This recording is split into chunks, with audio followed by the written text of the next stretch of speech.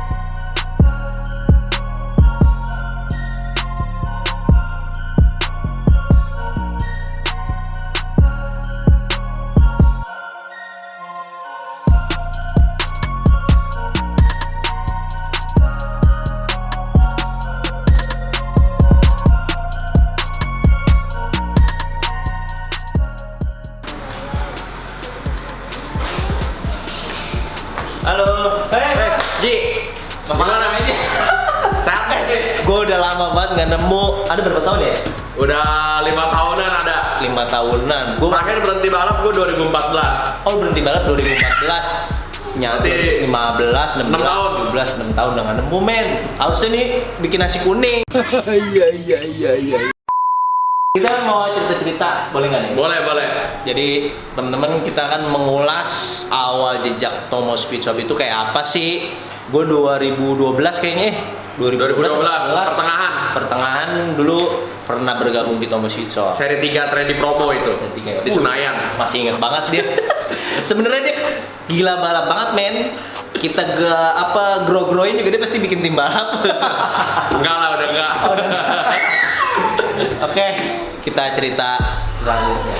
Nah, halo teman-teman, gue udah di samping gue nih udah ada orang fenomenal ya nggak? Dulu fenomenal banget dah pokoknya. Jadi kali ini gue akan mengulas kenapa sih gue kok bisa jadi main drag, padahal dulunya tuh gue awalnya seneng banget main road race. Karena road race sudah mulai gimana ya, nggak ada tim, tiba-tiba ada Tomo Speed Shop ini nawarin gue.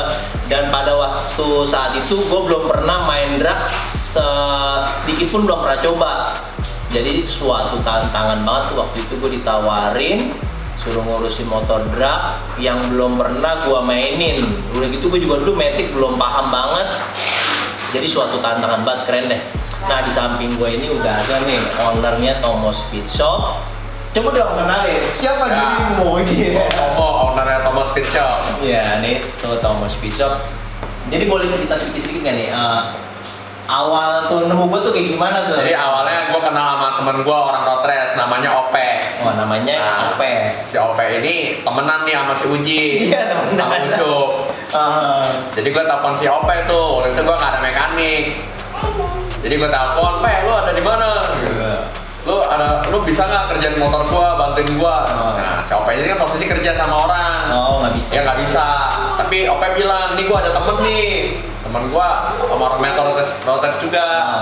Nah, yaudah boleh deh. Akhirnya ketemuan tuh kita Ope, Uji, Ucup. Oh, jadi berdua tuh.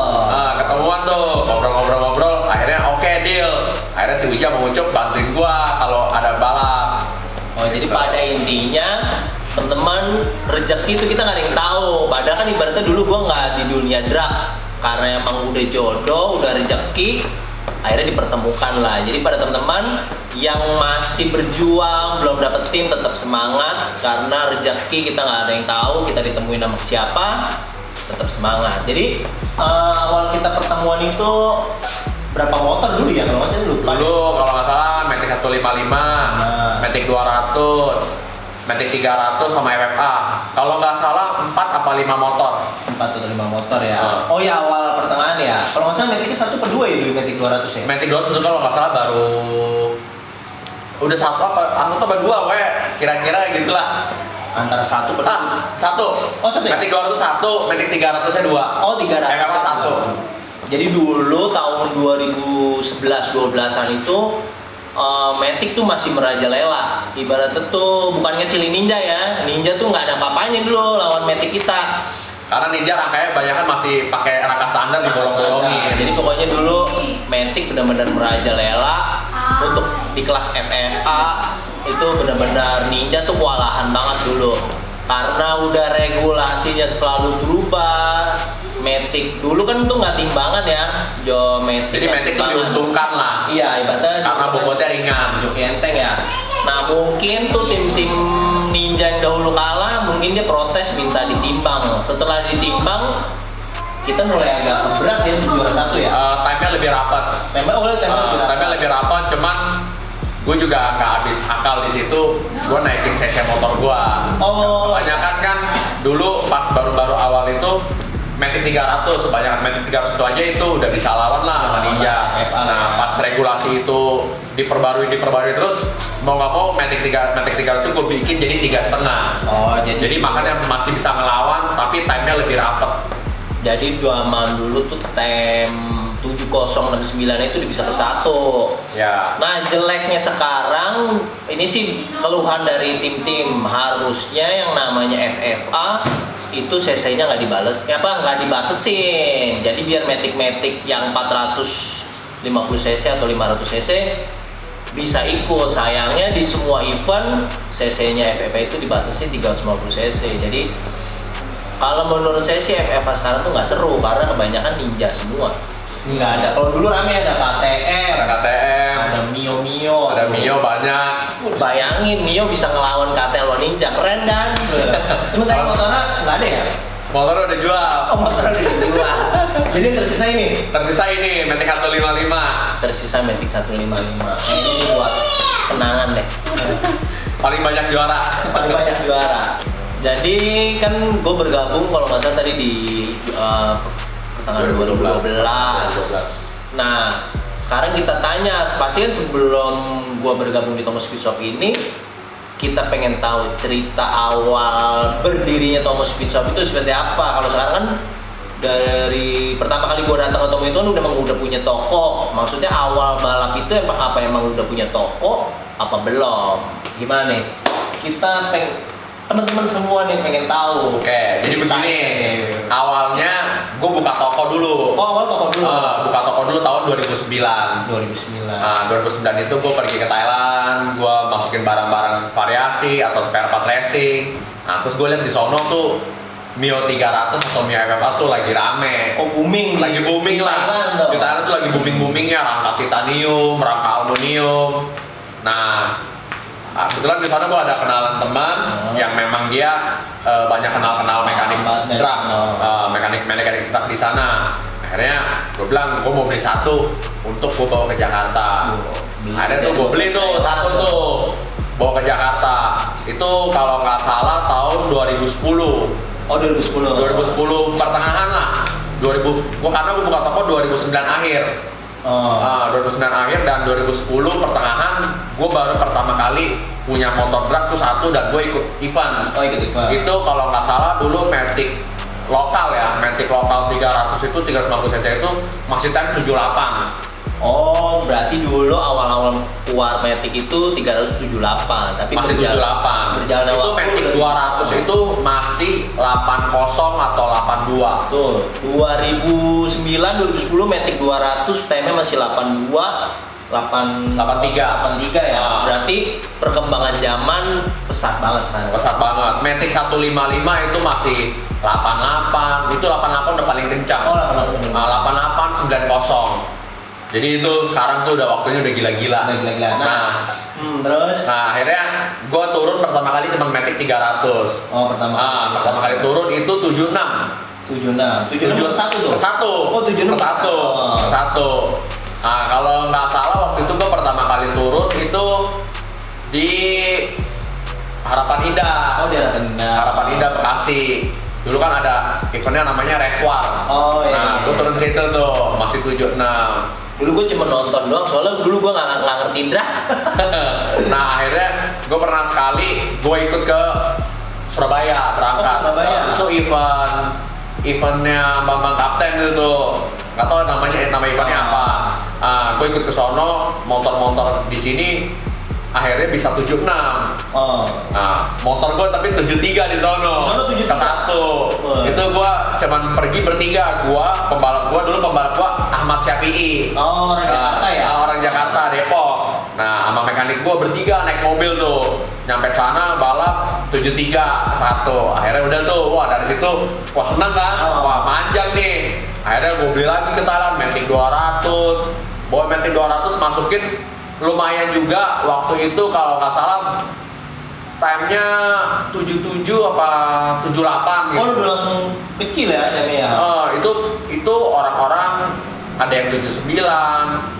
Tapi ada juga yang kenceng-kenceng juga. Tapi kan terus riset terus kan. Sampai akhirnya bisa 76 Matic 200 dan Matic 300 itu udah main di angka waktu itu 72 73. Kalau 71 belum, masih 72 73. Kalau yang nggak kenceng ya 74 76 lah, gitu. Jadi ya akhirnya gue masukin Matic 200 gue juga lumayan. Akhirnya gue tanya mekanik sana, gue bilang gue pengen bikin Mio 155. Dia bilang bisa, tapi gue tanya dia Mio sama Beat kira-kira enakan mana nih dibikinnya untuk CC 155. Dia bilang Beat boleh juga. Akhirnya gue beli tuh Beat bekas gue pretelin, mesinnya gue bawa ke Thailand. Oh, jadi beli Beat di Indonesia, dipretelin, dikirim ke Thailand. Mesinnya gue bawa ke Thailand, gue bikin di sana, terus gue bawa balik sini. Itu nggak sempet nyeting ya di sini ya, cuma nyeting di sana doang. Nyeting di sini tuh karena pas waktu itu udah mepet balap. Kalau nggak salah tuh balap di Surabaya juga, itu seri TDR. Kalau nggak salah seri TDR seri 1. Itu di Juanda, Surabaya. Itu 2011 tuh, itu udah 2011. Akhirnya gue bawa Beat 2 sampai sana juara 1 2 3. Waduh, ngeri ya. Itu kalau nggak salah waktu itu orang-orang waktunya masih 88, 87, punya gue udah 84. Punya gue 84 sendiri. Oh, jadi gini, temen-temen kan taunya sekarang tuh joinnya sekarang gua. Dulu boleh join 3, 4, 5 pun boleh, yang penting motornya kuat. Ya, mungkin gara-gara dahulu kala orang-orang sering menang 1 2 3 4, mungkin pada banyak yang protes. Akhirnya dirubah satu motor cuman boleh 2 pembalap. Oh, jadi dulu karena menangan satu motor bisa 1 sampai 5. Pernah nih motor gue ini yang Beat 1 sampai 5 motor gue. Ini pernah. Di event TDR. Makanya jadi sekarang regulasinya satu motor cuma boleh 2. Ya, lagian juga satu motor 2 itu juga buat mesinnya awet aja. Jadi nggak gampang rusak atau overheat. Karena kalau join 5 tuh mesinnya panas. Iya. Nah, terus setelah udah berjalannya itu kayak denger lu pernah dapat mobil ya? Ya, itu 2011. Oh, itu 2011. Itu 2011 itu Matic 200. Matic 200 itu seri pertama ke 1. Seterusnya motor gua jarang ke 1 tapi konstan lah di Konstan lah, lima besar. Nah, joki gue konstan itu, joki gue tuh Ramzi. Oh waktu dulu, itu. dulu nama jokinya Ramzi, dia blasteran Arab, Arab nggak jelas. Sekarang ini tapi udah nggak balap lagi. Ya. Nggak tahu dia sekarang lagi Itu senang 2000. nonton liaran. 2011 tuh gue dapat mobil ini Suzuki EPV. Oh dulu Ah. jadi, oh kalau dulu ini ya sistem poinnya nggak digabung. Kalau dulu peserta terbanyak. Oh. Itu kan trend di promo kan. Jadi peserta terbanyak pertama, kedua, ketiga, keempat, kelima. Dari yang pertama itu mobil, kedua sampai kelima itu motor hadiahnya. Nah, kebetulan waktu itu peserta paling banyak itu Matic 200 dan pemimpin poinnya gua, tim gua Thomas Speed Shop. Jadi ya juara umum. Dia dapat mobil. Akhirnya dapat mobil. Jokinya Ramzinya udah nggak tahu kemana. Ramzi, mau balap lagi nggak? Masih bisa nggak? Masih bisa nggak? Udah gede nih badannya. Dulu masih kecil. Ya, dulu paling beratnya sekitar 35 kiloan. Dulu Ramzi berarti 35 kilo. Kalau sekarang mungkin udah 40 lebih lah. Nah makanya jadi perjalanan itu kan perjalanan udah yang awal-awal 2009. Nah pas setelah itu yang dapat mobil pas 2012-nya 2012 masih hadiah mobil juga, cuman waktu itu pembalap gua sama motornya nggak konstan. Karena kan perubahan itu kan, perubahan mekanik dari mekanik yang pertama terus berubah jadi mekaniknya lu kan. Iya. Dan lu kan juga masih adaptasi juga sama gua gitu. Kan dulu awal-awal gue nggak ngerti banget drag, akhirnya dipelajarin. Gue dulu awal-awal nggak berani ngerubah. Akhirnya pelan-pelan, akhirnya gue remuk tuh, OP, gue ucup. Ini kita kembangin apa? Dulu waktu itu ganti sen, ganti head ya? Ya, ganti Ini head. kita Ganti bikin head. pelatuk Plat roller. Itu Jadi- tahun 2012 akhirnya motor gua udah nggak kuat. Akhirnya pas masuk si Uji sama OP, akhirnya gimana kalau dirubah pelatuknya pakai ya. pelatuk roller. Akhirnya dari situ motor gua kencang lagi. Sama ini kalau nggak salah kita dulu kan nggak pakai CDI yang nggak bisa diprogram. Nah, akhirnya gua rubah pakai Rextor. Pakai Rextor. Oh sama ini satu lagi, Uma.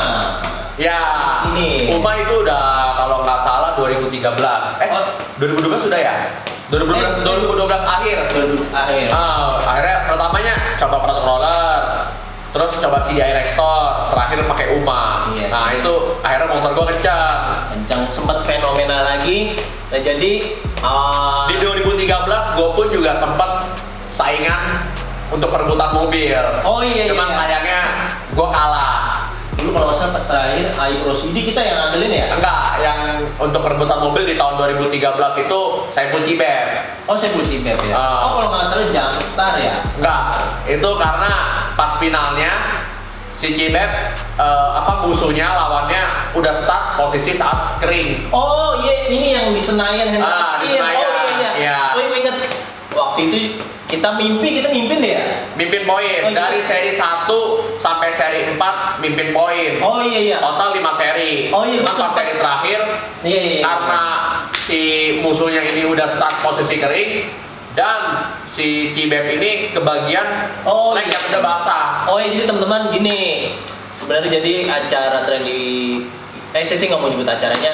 Jadi dulu tim kita ini waktu gue udah urusin motornya, poin kita Saiful Cibeb tuh udah mimpin dari seri 1 sampai akhir. Nah cuma dulu kita Sampai seri 4. kita protes pas di seri 5. Jadi baru start tuh peserta Baru 2 motor. Baru 2 ya? Baru 2 2 atau motor 3 lah ya? hujan. Nah, yang dulu kita saingan sama Hendra kecil. Hendra udah start duluan pas kering.